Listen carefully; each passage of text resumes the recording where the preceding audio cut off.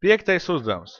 Piektā uzdevumā ir jāuztaisa kalendārs, nospiežam kādu no podziņām, parādās pareizā diena, pareizās dienas saraksts.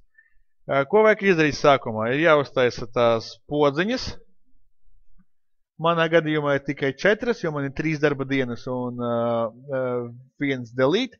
Un kādā citā atsevišķā lapā salikt jūsu sarakstu, kas ir paņems no Ortusa, vienkārši pārkopēts.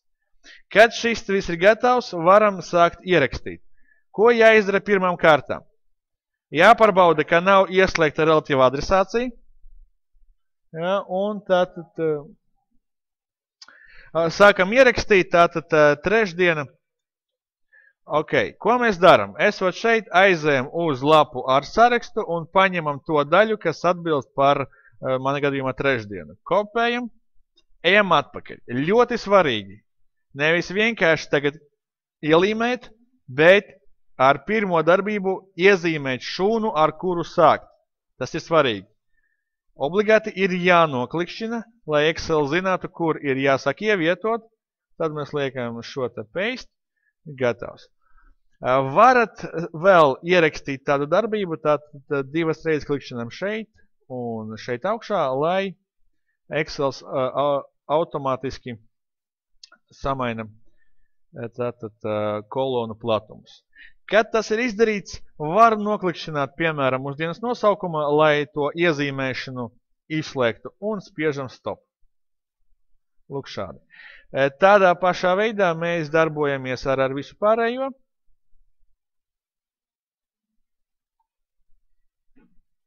Tātad tagad arī piekdiena būs uztaisīta. Uztaisīsim arī piekdienu. Atgādināšu vēlreiz, tas ir svarīgi, obligāti, kad esam atpakaļ no tās lapas ar sarakstu, ir jāieklikšķina šūnā, no kuras gribam sākt. Būtu ļoti labi, lai jūs atcerētos katrai dienai to pašu šūnu. Ja, no kuras sākt. Liekam klāt, lūk, autofit, neaizmirstam uztaisīt abiem 2, un ir stop. Lūk, esam uztaisījuši, man ir gatavas 3 pogas. Es vienkārši piesaistu assign makro variantu piekdiena, trešdiena, tad ir variants ceturtdiena, un ir variants piekdiena. Lūk, rezultātā redzam, ka viņš man kaut ko rāda šeit. Ja jūs nedzēsīsiet vecos datus un mēģināsiet uzreiz ievietot jaunos, tad labākajā gadījumā viņš jums vienkārši Excel vienkārši izbrīdinās, kad jūs tur kaut ko gribat dzēst, vai, ja jūs gribēsiet lielāko tabulu aizvietot ar mazāku, viņš jums obligāti izmetīs kļūdu. Lai tā nebūtu, jums vēl ir jāieraksta vēl viena darbība, kura ir dzēšana, kuru var nosaukt clear all. Un ideja ir tāda, ka mēs vienkārši paņemam apgabalu, var mazliet lielāku nekā varētu būt, un izdzēšam šeit šādi stop. Un to pievienojam podziņai dzēst. Lūk tā. Ideja ir tāda, tagad ir trešdiena, varam izdzēst, ceturtdiena izdzēst, piekdiena izdzēst. Ja, lūk, šādi skaisti strādā. Un tad ar pēdējo, ko mēs sarunājam izdarīt nodarbībā, ir šeit, blakus jūsu programmiņām. Jūs pirms katras programmas kodā pierakstīsiet vēlreiz clear all, lai palaižot piekdienas programmiņu, sākumā tiktu izdzēsti dati un tikai tad tiktu izveidots vispārējais. Ja, tā mēs darām arī šeit un arī šeit. Ja, tā lūk. Ideja ir tāda, ka tagad vairs nevajag spaidīt dzēs pa starpam, nospiežot pogas, viņi pašas automātiski pieņem lēmumu, ko darīt. Lūk šādi. Nu, un lai viss jūsu darbs izskatītos mazliet skaistāk, lai nebūtu redzama visa tā lēkāšana, arī būtu noderīgi pirms un pēc katras programmiņas koda ierakstīt kaut ko šādu.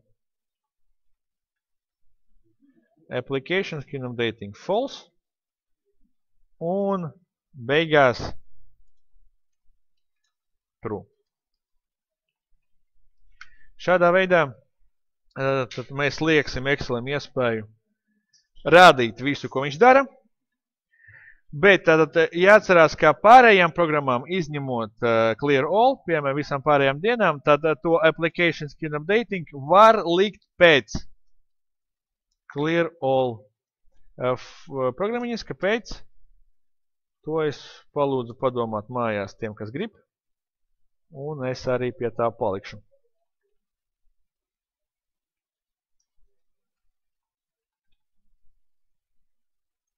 Tātad, lūk, sākam ar false un beigās ierakstam to pašu, bet ar true. Lūk tā. Nu, un rezultātā, ko mēs redzam, mums viss skaisti mainās, un mēs pat nejūtam nekādas izmaiņas. Lūk šādi. Tā.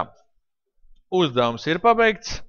Vēl, izmantojot iespēju, pastāstīšu vēl par tādu lietiņu, kā var pievienot karsto taustiņas kombināciju, ja esam to aizmirsuši darīt pie ierakstīšanas brīža.